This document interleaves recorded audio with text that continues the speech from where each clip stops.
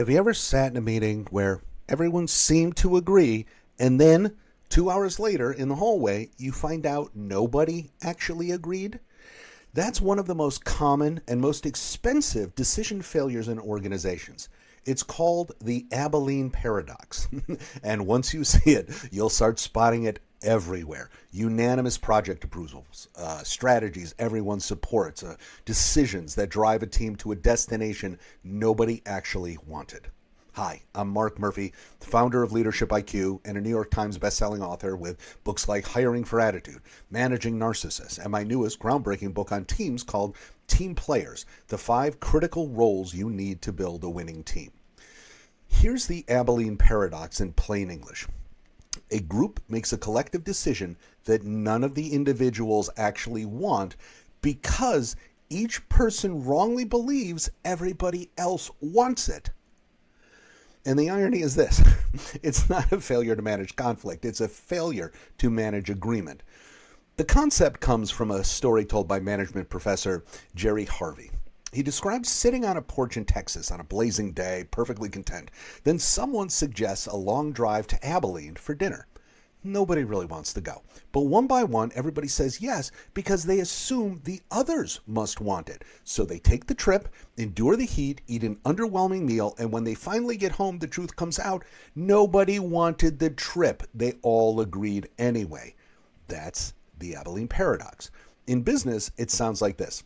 Somebody floats an idea. You have doubts, but you think, maybe it's just me. So you see a few nods, no one objects, so you stay quiet. And because you stayed quiet, everybody else thinks you're on board. Silence becomes agreement. The team moves forward, and later everybody is frustrated, wondering, how did we end up doing that? 2 psychological drivers usually fuel it. First is pluralistic ignorance. Everyone privately thinks this is a bad idea, but assumes they're alone. Second is action anxiety, the fear of speaking up because of what it might do to relationships and reputation. You don't want to look negative, difficult, or not a team player. So you choose the short-term comfort of silence, and the team pays the long-term price. Here's the twist. The people most vulnerable to the Abilene Paradox are often the ones who care the most, considerate, pro-social, agreeable people who genuinely don't want to disappoint anyone. And one more detail that matters, speaking order. The earlier you speak, the more likely you are to say what you actually think. The later you speak, after you've heard the group's tone, the more likely you are to edit yourself to fit what you think the group wants. Now, don't confuse Abilene with groupthink. Groupthink is when the group talks itself into believing a bad idea is a good idea.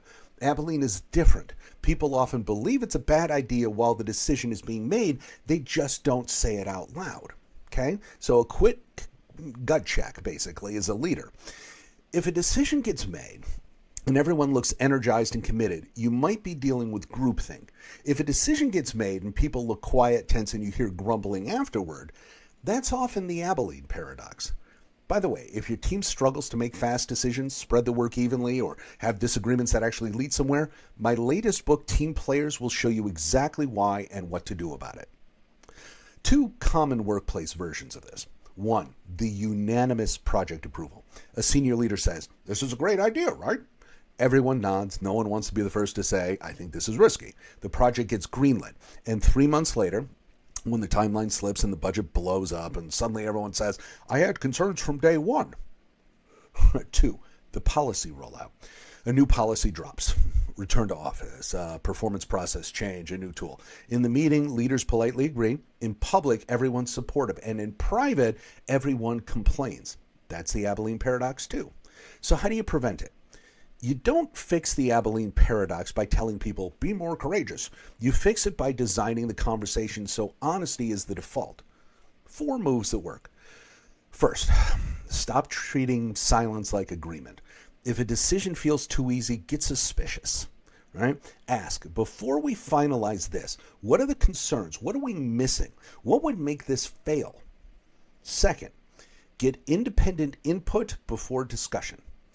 Give everyone 2 minutes to write what they think before anyone talks, or do an anonymous vote, or have people rate confidence from 1 to 10, then share the scores. Once discussion starts, social pressure ramps up fast. Third, biggie, if you're the leader, speak last. If you speak early, you anchor the room. Ask questions, pull out views, then share your perspective. Fourth, make dissent normal, not heroic. Rotate a devil's advocate. Ask someone to argue the opposite. Run a pre-mortem. Imagine this failed 6 months from now. Why? And reward the person who raises the hard concern, even if you disagree with them, because punishing dissent is how you guarantee another trip to Abilene.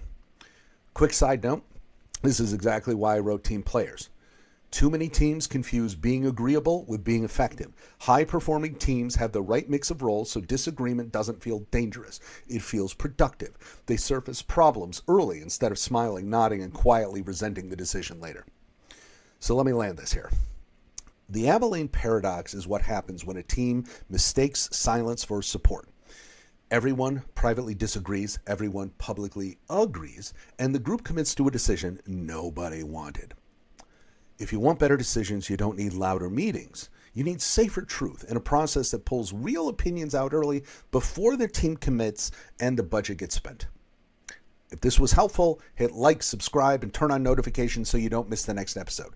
And if you want more leadership tools you can use immediately, quizzes, research, courses, and a whole lot more, head over to leadershipiq.com.